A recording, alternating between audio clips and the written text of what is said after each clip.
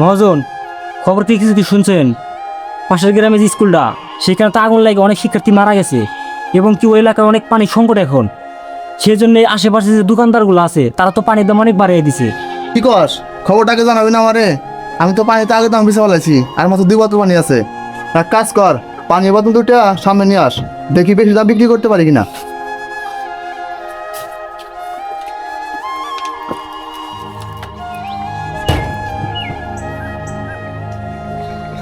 ভাই ভাই, আমার 2 লিটার পানি দেন তো তাড়াতাড়ি। ভাই, আমার কাছে অনেক পানি ছিল, সব পানি বিক্রি করে ফেলাইছি। এখন মাত্র 2 লিটার পানি আছে, এই পানিটা আমারই লাগবো। ভাই, আপনাকে অনুরোধ করে বলতেছি, আপনি শোনেন নাই? পাশের গ্রামের স্কুলে আগুন লাগে, অনেক বাচ্চা আগুনে পুড়ে মারা গেছে, অনেক বাচ্চা আহত, সেখানে প্রচুর পানির সংকট। ভাই, পানির খুবই প্রয়োজন। আপনি তো দোকানদার মানুষ, পানির ব্যবস্থা আপনি ঠিকই করতে পারবেন। এই 2 বোতল পানি আমার দিয়া দেন ভাই। ধরু মিয়া, আবেগ দা জীবন চলে না। আগে যে খবরটা শুনতাম, তাহলে পানি কম দামে বিক্রি করতাম না।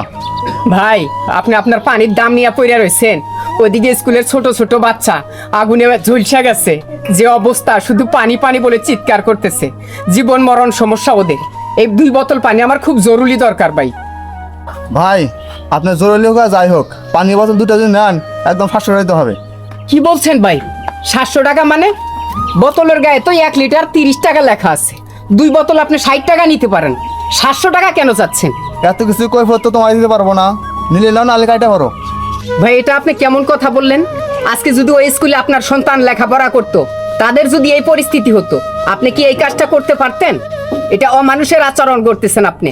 ভাই, আমি সবাই জানি এই এলাকায় এখন একটু পানির সংকট, আপনি একটু দাম বাড়িয়ে নিতে পারেন, 2 বোতল পানি 100 টাকা নিতে পারেন, তাই বলে 60 টাকা দামের পানি 700 টাকা নেবেন? হ্যাঁ বেটা, তোর টাকাতে ব্যবসা করি, তার কাছে পানি বিক্রি কম না। আচ্ছা সিম, পানি সরা।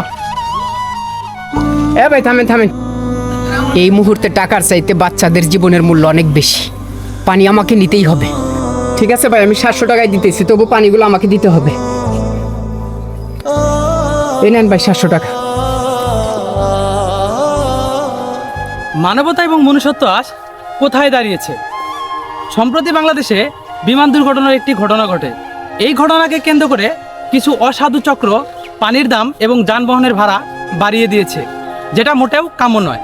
তাই আসুন আমরা সবাই মিলে এ সকল অসাধু চক্রের বিরুদ্ধে প্রতিবাদ গড়ে তুলি।